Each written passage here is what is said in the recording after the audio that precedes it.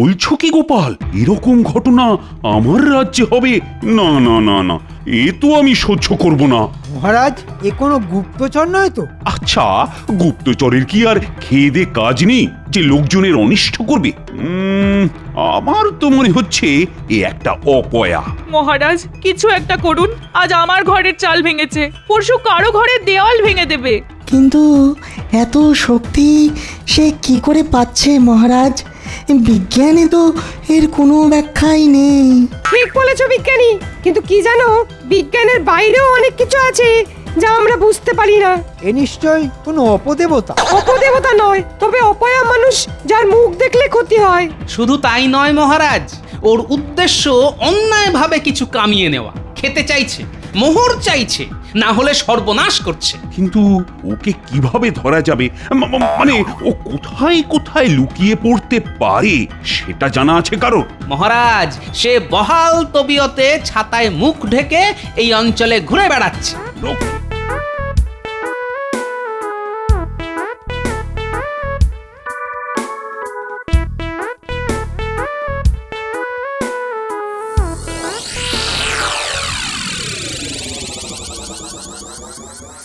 আমার প্রণাম নেবেন।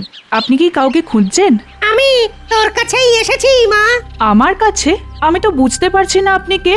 অপরাধ নেবেন না, কিন্তু আমি আপনার মুখ দেখতে পাচ্ছি না, তাই বোধহয় বুঝতে ভুল হচ্ছে। কোনো অপরাধ নিচ্ছি না, তবে আমার মুখ আমি দেখাই না, দেখালেই বিপদ।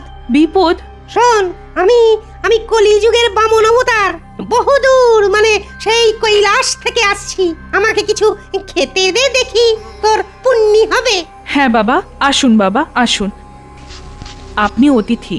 আমার ভীষণ সৌভাগ্য যে আপনার সৎকার মানে অতিথি সৎকারের সুযোগ পেলাম। এই নিন বাবা, গরম ভাত, গরম ডাল, গরম গরম সবজি।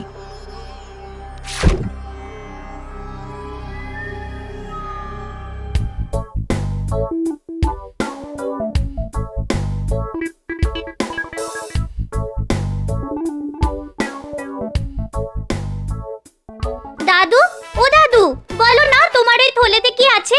কি আবার? আরে বাজার আছে, বাজার। কি বাজার আছে গো দাদু? কি আবার থাকবে? যেমন বাজার হয় এই আলু, পটল, উচ্ছে, কুমড়ো, মূলো, এই সব আর কি। এই দই, মিষ্টি, সন্দেশ এসব নেই? আল্লাহ দেখো, দই চাই, মিষ্টি চাই। আরে না না, ওসব নেই। আর আমাদের জন্য কি আছে? না, এখন কিছুই নেই। এই যা নিয়ে আসছি তাই খেতে হবে। দাদু, মোয়া খাবো। মোয়া? কি কাণ্ড! আচ্ছা, আর কত মোয়া খাবি বলতো? যত খাওয়াবে ততই খাবো। দাদু, আমারও মোয়া চাই। শোন, এখন খেজুর রসের সময় নয়, ভালো মোয়া পাওয়া যাচ্ছে না। দাদু, ওসব আমরা বুঝি না, আমাদের মোয়া চাই ব্যাস। আচ্ছা আচ্ছা, ঠিক আছে ঠিক আছে ঠিক আছে, বিকেলে তোদের নিয়ে বেরিয়ে মোয়া খাইয়ে আনবো। কি মজা, কি মজা। যা, এখন মাঠে গিয়ে খেলাধুলা কর, যা। না দাদু, তোমার সাথেই এখন থাকবো।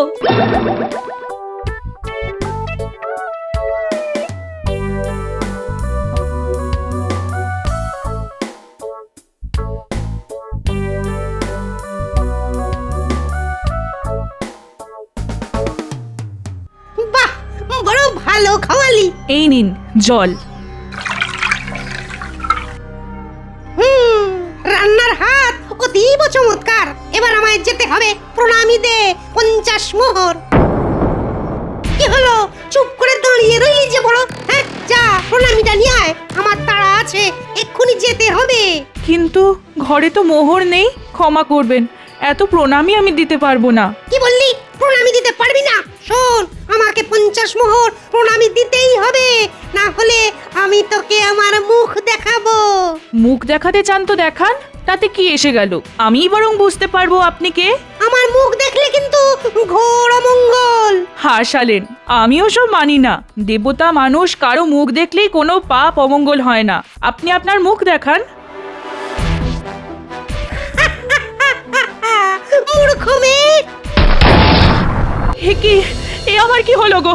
কি সর্বনাশ হলো! হায় হায় হায় হায়, এ আমার কি হলো? ওগো বাঁচাও, আমার কি হলো?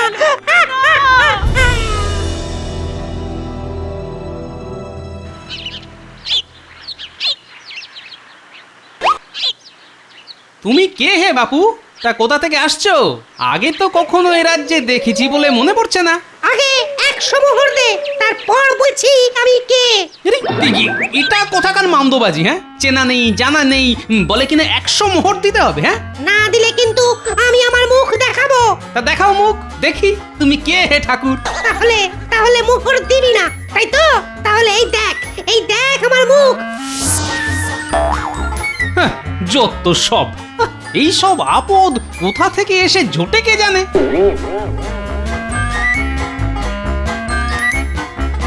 ওই গো, ভাত হলো? এই রাখো সবজির বাজার। শোনো, ওই সবজি খাবার এখন আর সময় নেই, বুঝলে?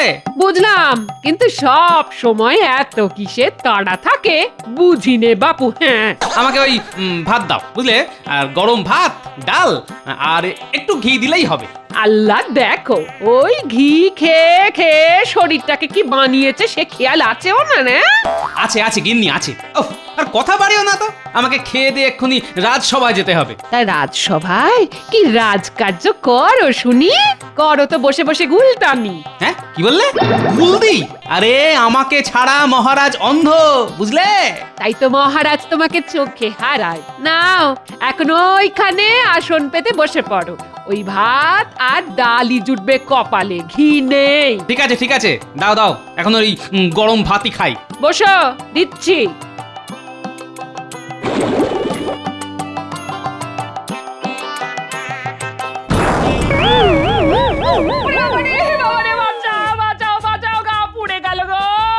ওরে বাবা রে, কি হলো গো বাবা গো? আরে কি হলো গো?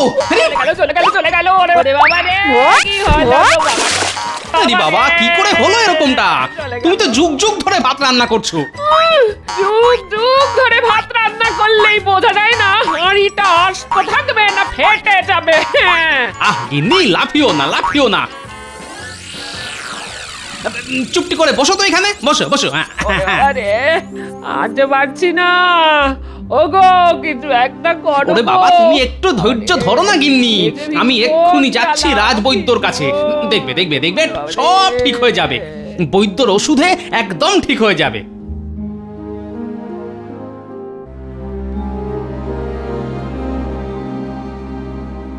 ওহ, কার মুখ থেকে আজ ঘুম থেকে উঠেছিলাম কি জানে না। রোজই তো ঘুম থেকে উঠে গিন্নির মুখ দেখি। তাহলে কি গো গোপাল দাদা, তুমি এই সময়?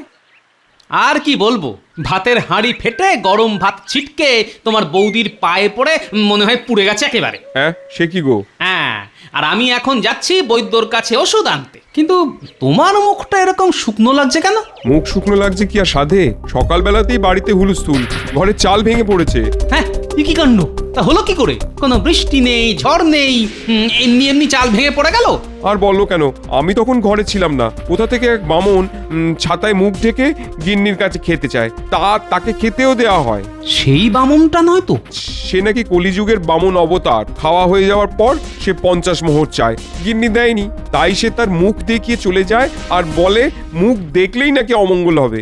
বলতে না বলতেই ঘরের চাল ভেঙে পড়ে। বুঝলে, এ হলো এক অনামুখ লোক, যার মুখ দেখলেই ক্ষতি হয়, আর এটাকে কাজে লাগিয়ে সে কিছু কামিয়ে নেবার ধান্দা করছে। আমার তো খুব ক্ষতি হয়ে গেল। মহারাজের কাছে গিয়ে নালিশ করতে হবে, তাহলেই মহারাজ সেনাপতিকে পাঠাবে বেটাকে ধরে আনার জন্য। ও তুমি কিচ্ছু চিন্তা করো না। আমি এখন যাই গোপাল দাদা। শোনো, তুমি তোমার বউকে নিয়ে এক্ষুনি মহারাজের কাছে চলে এসো, বুঝলে? আচ্ছা, নিয়ে আসছি।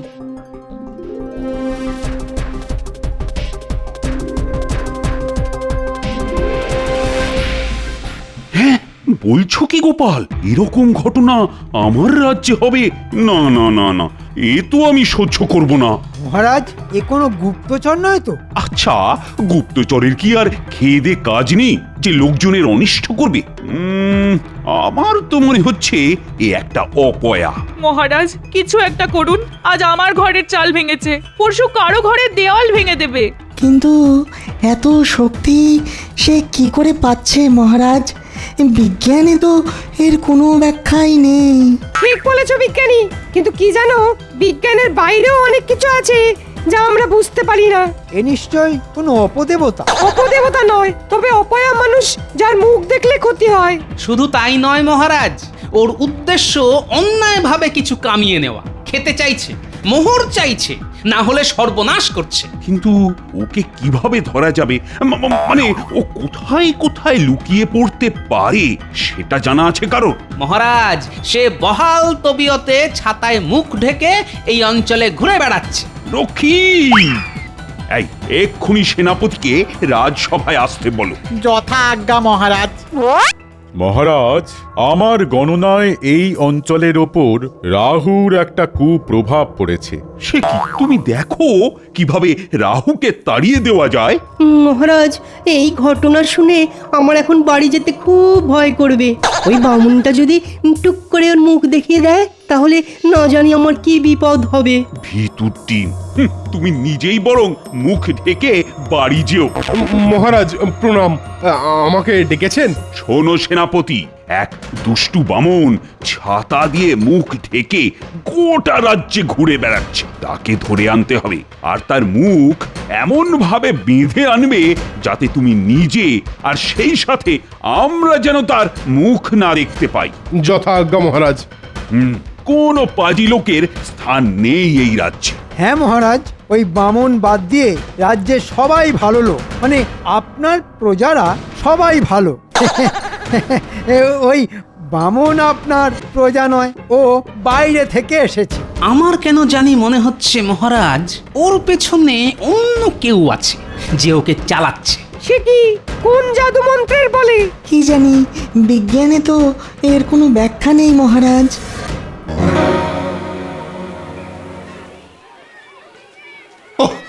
কিভাবে যে ওই ছাতা মাতা লোকটাকে খুঁজে পাই? হুজুর, আমাদের বামন আর ছাতা মাথার লোককে খুঁজে পেতে হবে। এই হতভাগা, তোর সাথে ছাতা কোথায়? আমি ওসব ছাতা ব্যবহার করি না। কেন, আপনাদের ছাতা দিয়ে কি হবে? রাজ্যে কি ছাতার আকাল পড়ে গেছে নাকি? হ্যাঁ, সে আমরা বুঝবো, তুই কি আমাদের দেখে ছাতা লুকিয়ে ফেলেছিস? হ্যাঁ, আমি এসব এই ছাতা মাথা ব্যাপারে মোটেই মাথা ঘামাই না। আপনি তো সেনাপতি, বলি আপনার কি আর কোনো কাজ নেই? ছাতা লাগবে তো দোকানে যান। কি এত বড় কথা? এক্ষুনি ধরে নিয়ে যাব মহারাজের কাছে। হুজুর, হুজুর একে ছেড়ে দিন। একে দিয়ে কোনো কাজ হবে না। ওই দেখুন মহারাজ যাকে ধরে নিয়ে আসতে বলেছেন, ওই যে মাঠের মধ্যে দিয়ে যাচ্ছে। হ্যাঁ, বামুন, আবার দেখুন মাথায় ছাতাও আছে। তাই তো, এই যা, তোকে এবারের মতো ক্ষমা করে দিলাম। এই চল। যত সব, এই সেনাপতির মুখ দেখলেই আমার দিন খারাপ যায়।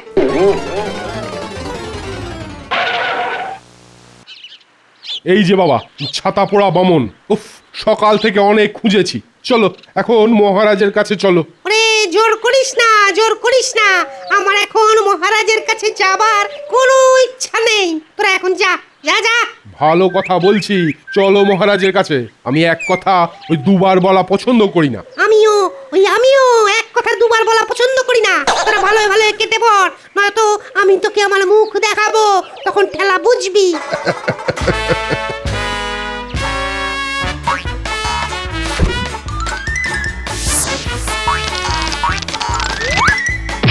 বাপরে,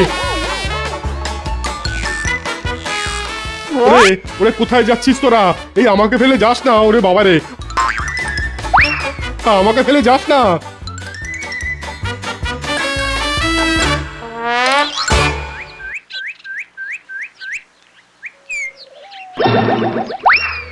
আরে উকি, আরে সেই বদমাসটা যাচ্ছে না?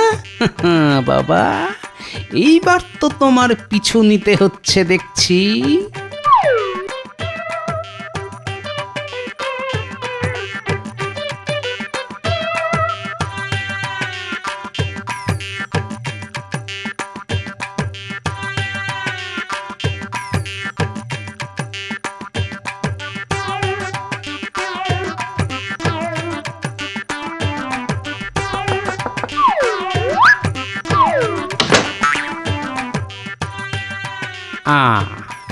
বুঝে গেছি, এইখানেই তুমি তোমার আস্তানা গেড়ে বসেছ।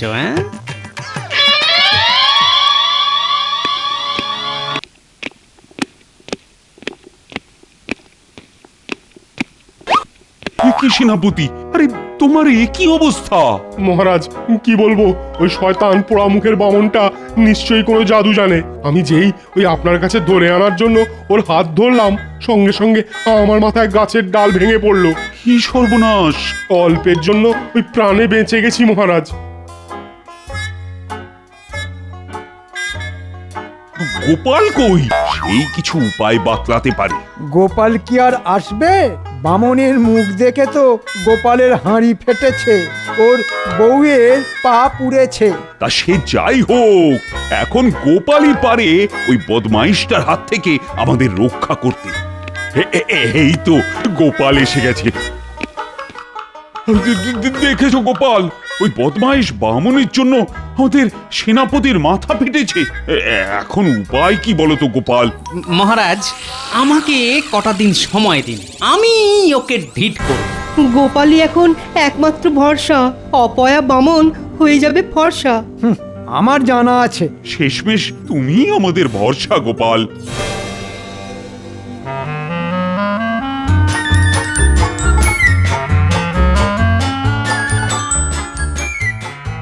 ওই রে, ওই অলক্ষণেটা আসছে রে। সর্বনাশ, পালাও পালাও পালাও!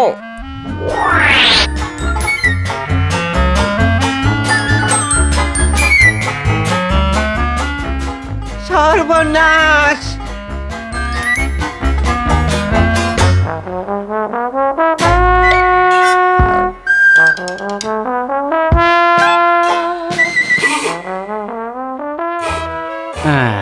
আজ তোমার পুরো রহস্য আমি জানবই।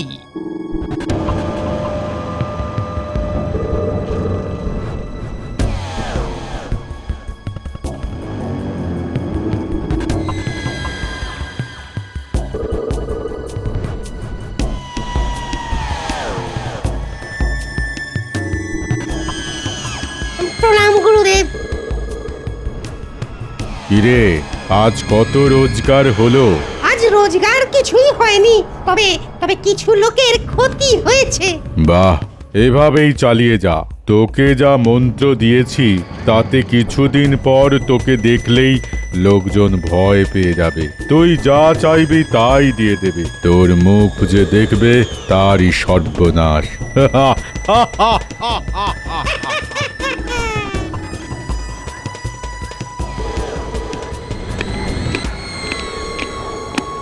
কি খবর প্রহরী? কিন্তু কে এসে দিয়ে গেল? মানে সে কি তার নাম বলেছে? না মহারাজ, তাকে দেখতেও পাইনি, তার মুখ ঢাকা ছিল। ঠিক আছে ঠিক আছে, তুমি এখন যাও যাও যাও। পড়ো মন্ত্রী পড়ো। মহারাজ কৃষ্ণচন্দ্র, আমার নমস্কার নেবেন। আশা করি আপনার সেনাপতি বেঁচে আছেন। আপনি যদি নিজেও সবাইকে বাঁচাতে চান তাহলে এক্ষুনি 1,00,000 মোহর উত্তরের জঙ্গলের পাশের পুকুরের ধারে আম গাছের সামনে বিকেল বেলায় পাঠিয়ে দেবেন। হ্যাঁ, কি সাংঘাতিক! না যদি পাঠান তাহলে আমার সুন্দর মুখ আমি আপনাকে দেখাবো আর আপনার মাথায় বাজ পড়বে। এ তো রীতিমতো রাজার বিরুদ্ধে যুদ্ধ ঘোষণা। মহারাজ, এখন উপায় কি? কালকের মধ্যে না পাঠালে সে তো সবাইকে ওর মুখ দেখিয়ে বেড়াবে। মহারাজ, রাস্তাঘাট বাজার সব ফাঁকা হয়ে গেছে, ভয়ে কেউ বাড়ির বাইরে বেরোচ্ছে না। গোপাল কোথায়? গোপালকে কেন আশা করছেন মহারাজ? ও তো ভয়ে বাড়ির বাইরেই বেরোচ্ছে না।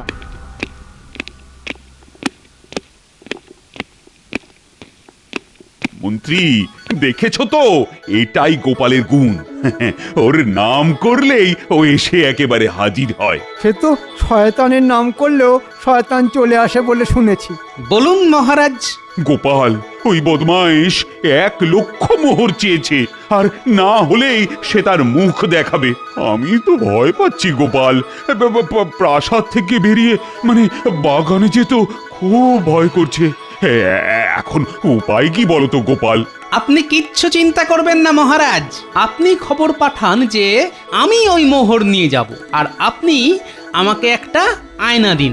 কেন? আয়না কেন? রাজ্যের সব মানুষ চিন্তায় রয়েছে আর সেখানে তুমি আয়না দেখে টেরি কাটবে নাকি? হ্যাঁ, মন্ত্রী, গোপাল যখন আয়না চেয়েছে তখন নিশ্চয়ই কিছু কারণ আছে। আমি গোপালকে বিশ্বাস করি, ভরসা করি। শোন, তোরা মোয়া চেয়েছিলি, প্রত্যেকে একটা নয় 4টে করে মোয়া পাবি, কিন্তু আমার সাথে থেকে একটা কাজ করতে হবে। বাহ বাহ, ভারী মজা। কি কাজ দাদু? শোন, হ্যাঁ দাদু, নিশ্চয়ই পারবো। তাহলে ওই কথাই রইল।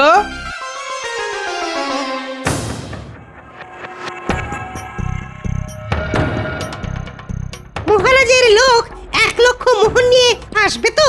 এলেই ভালো, না হলে জাহাল করবো না, একেবারে টের পাবে মজা।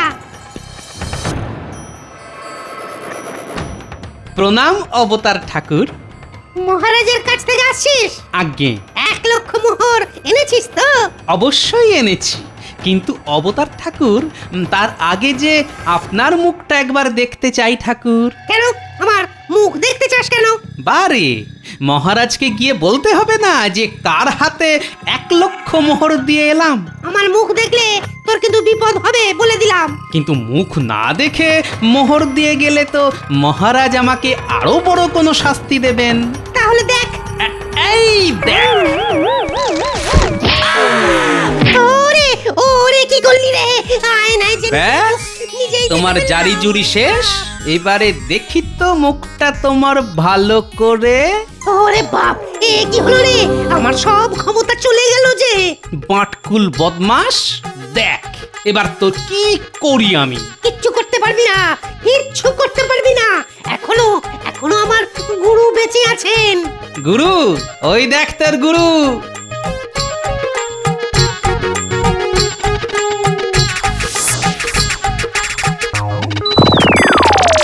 গেল গেল গেল, আমার আমার সব ক্ষমতা চলে গেল। তা তো যাবেই, বদমাশদের অলৌকিক ক্ষমতা তো চিরকাল থাকে না গুরু। তোমাদের দুর্দিনের এই তো শুরু। গুরুটাকে তো বেঁধে এনেছিস, এবার চেলাটাকে বেঁধে চল মহারাজের কাছে নিয়ে যাই। দড়ি আমি সঙ্গে করে নিয়ে এসেছি দাদু। ওহ, কি কাজের ছেলে রে তুই, হ্যাঁ? দে রে দে, বাঁধি।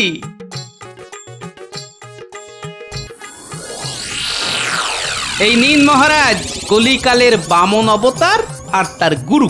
ওহ, এরাই তাহলে সেই শয়তান সেনাপতি। দুটোকেই কারাগারে নিয়ে যাও। কাল সকালে বিচার করে ঠিক করব কি শাস্তি হবে ওদের, শুল না ফাঁসি। আর কখনো করব না মহারাজ, এবারের মতো ক্ষমা করে দিন। চুপ সেনাপতি, এক্ষুনি নিয়ে যাও।